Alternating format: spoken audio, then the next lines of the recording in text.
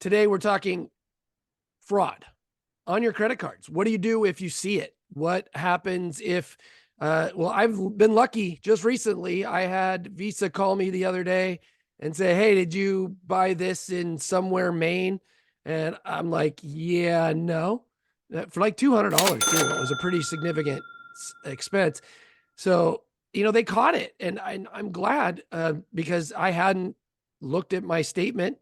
I hadn't gone online. I usually am pretty good about it. I check it every couple of days, but still, Visa caught it. Well, what do you do, Phil, if like you actually see something on your statement that doesn't look familiar? The easiest thing to do is pick up your credit card, call that 1-800 number on the back, and talk to your bank.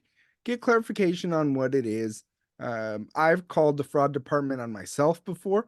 You know how we have parking meters that don't take cash? You have to use a card. So I went in there, I saw like a $2 and something change charge, and all it was just like numbers and letters.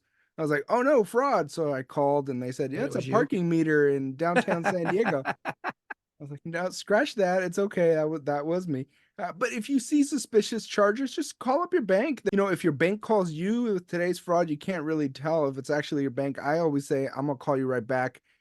Flip over the card and call that number on the back. Yeah, I think that's a smart way to go. I didn't do that. I was lucky enough, but I did while they were on the phone.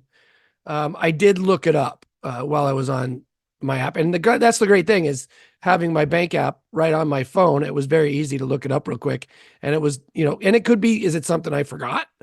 Is it Right. something that I don't remember purchasing, or is it something that my daughter, who has a reputation of buying things that I'm not aware of, that it could get by me? But most of the time it's Amazon, so I get, in her case, but the obscure thing every once in a while. In fact, I did.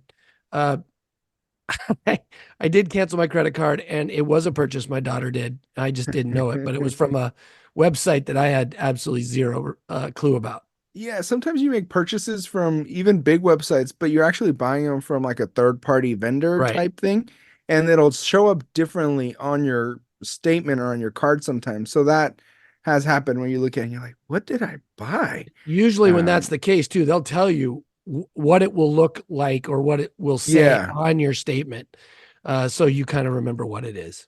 yeah. So I don't go canceling Sarah's Christmas ornament orders when we get close to the holidays Yeah. from Most like important thing is Etsy if or if they send you something via text, if you get an email and there's a link that they want oh, you to click on, yeah, do not do it. right. Do not delete it. Get away from it. Your bank will never do that. They might call you, they might ask, but other than that, they will never ever ask you to click a link. So stay away Yeah. from those. And people always ask, like, what app should I download with personal finances? And the only one I really suggest everyone download if they don't already have it is their bank or credit union's app. Yeah. Because, like you mentioned, there's so much information on there, and it's going to be a lot more safer to know that you're loading up that bank or credit union's app as opposed to thinking you're on the right website or Right. things like that. So, don't lose sleep over possible credit card fraud, but be sure you stay on top of it, monitor your statements, and if anything looks off, give your bank a call and, clarify it. That's right. And there you go. We're making your life simple.